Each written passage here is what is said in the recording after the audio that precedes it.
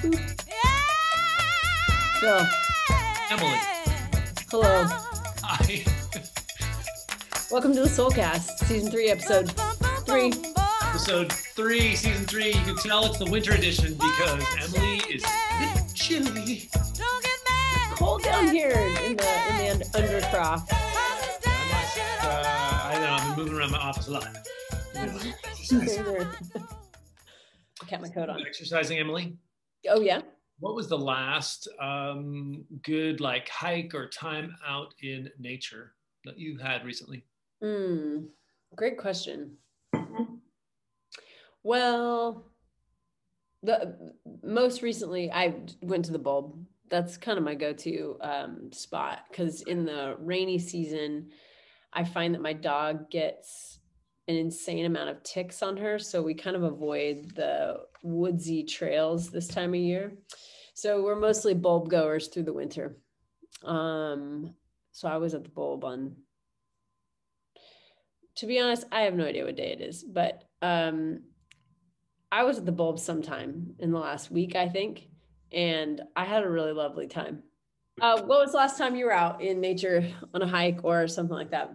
Right. A couple weeks ago, we headed over to Point Reyes to Kehoe Beach, which is kind of on the far side, on the Pacific side, kind of the northern end. And the reason why we really like to go there is that our dog, Rawi, who's a Saluki, can run. You're allowed to bring dogs off leash there. And it's bounded by cliffs and beach. And it was a gorgeous winter day. I mean, so amazing. We saw peregrine falcons diving. Oh. It was really pretty cool. So that's a thing of beauty. And let's talk about another thing of beauty. We're going to go behind the scenes. This is a new segment that we're going to try, and that there's going to be some super clever, I'm sure, music or graphics that Emily, that's going to be amazing. Yeah, definitely. So we're going to go behind the scenes and see what we can learn about Soul. Behind the scenes, art stage. Hello. Hi, Diane. There you are. Okay, so for those who don't know, this is Diane Havok. And Diane has taken on a very special ministry recently. Every year for the past 12 years, I don't know, how long have I been here? We have melted down the stubs of our candles that we use for the torches for the acolytes, the altar candles, the pew torches. When they get down, we, instead of throwing them away, right now at this time of year, we make them into something new. So Jocelyn has left for New York State. But before she left, and actually a while back, she left some very, very specific instructions about how you go about making a Paschal candle. And so Diane this year was one of the folks that Maggie Foote invited to help make this thing. What was that like, Diane? Well, I had to start at the beginning. What's a Paschal candle?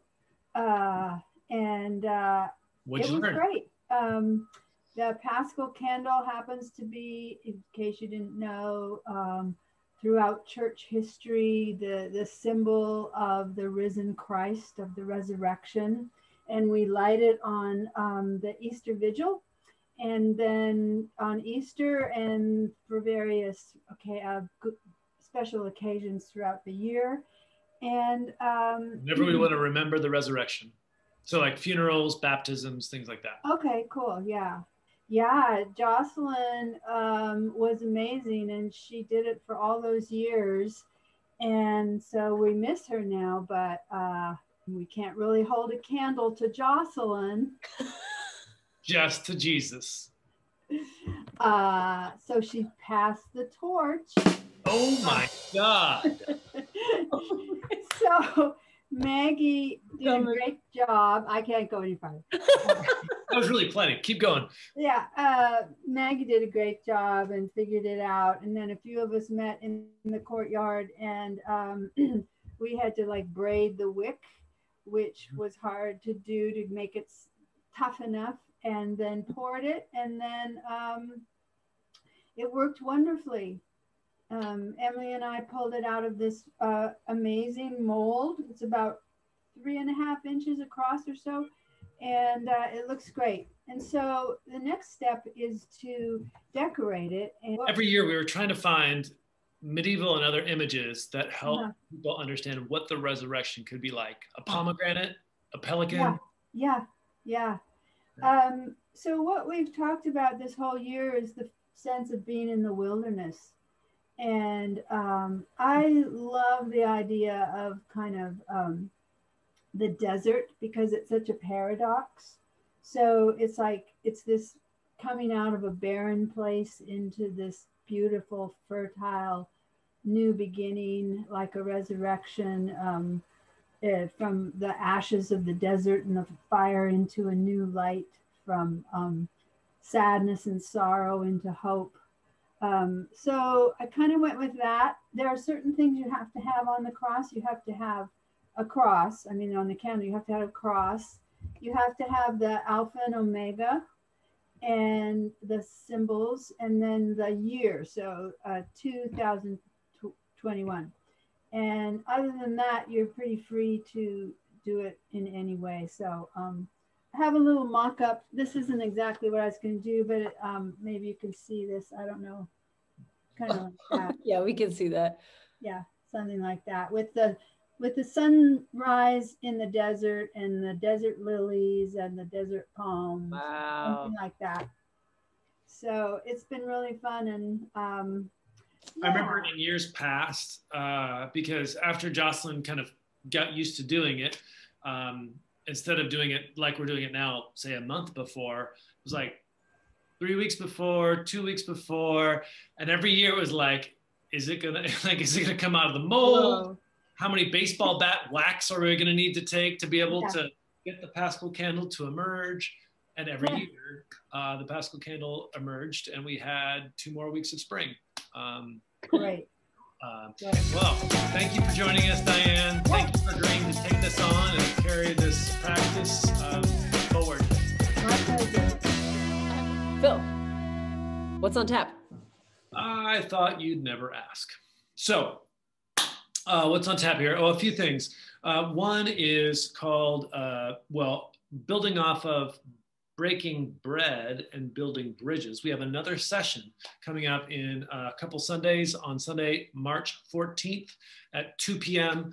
This one is going to be called Building Bridges and Building Bridges and Telling Stories. And each of the 3 communities, St. Paul African Methodist Episcopal Church, Congregation Bethel, and All Souls, will be coming together. It'll be on Zoom again. This time we're each going to have an object that has personal meaning and can help us tell the story of our religious heritage or tradition. So in our case, you might bring a clay cross. You might bring an icon. You might bring a cross that is particularly important to you. Just some object that holds religious significance for you that you can tell a story about. Because what we're looking to do in the Breaking Bread, Building Bridges group is continue to deepen the story we're telling with each other and learning more about people who are different from us, who practice differently. So that's coming up Sunday, March 14th, 2 p.m. And please come and join. Cool. For those who are following along, we're still doing these Lenten reflections every day. So every day, every morning around, I try to usually get a post around 6:30. We have a prompt that goes out and a reflection by an All-Soulsian that's provided alongside that prompt for you to consider as your part of your Lenten journey. So you can find that on our website on the Lenten 2021 button over on the left-hand side. If it's turned purple, that means it's active, like that prompt is out. And if it's grayed out, then those are the ones yet to come. So what's been personally helpful or important about that practice for you, Emily? They highlight things I wouldn't have thought of for myself, or and they surface it. So as I do my own reflection, it just helps me think outside of my own brain and what I would have thought of for my own bit in it. Like I think of Forrest Sedgwick's this morning, and he went into some like areas that I couldn't have articulated for myself, but he took me there. And then I was able to go, I see that in myself, and I see that in myself too. But I couldn't have, without the work that he did to articulate it for himself, I don't think I could have gotten there. Well, as quickly anyway. Yeah. What about for you? Similarly, one of the metaphor we're working with this year is wilderness. And so each of these, it seems like they, for me, served as like a cairn. When you hike in the wilderness and there's no set trail that you can easily follow. And so people will stack up rocks and you go from cairn to cairn to cairn. And that's how, or if you're walking across like granite or slick rock or something like that, and you just can't follow a path, that's how you can visibly see, up there, that's where we're headed. And just like you say, like, Forrest and today, but others every day along the way have been like, oh, that's a way I can get at this prompt or question. And it's helped serve to kind of deepen the consideration of each question every day by entering into it through other people's perspectives. Yeah. Okay, well. Last thing on tap, though, is adult formation class happening this Sunday with you and Jeannie on Story with Story. This week is about dreams and the two Josephs. If you want to read ahead, you can go on our website on the virtual formation tab, and you can see the two passages they're going to be talking about this Sunday and read in advance if you would like. That's 10:10 on Zoom. Okay, I think that's really it, though. Bye, all Soulsians.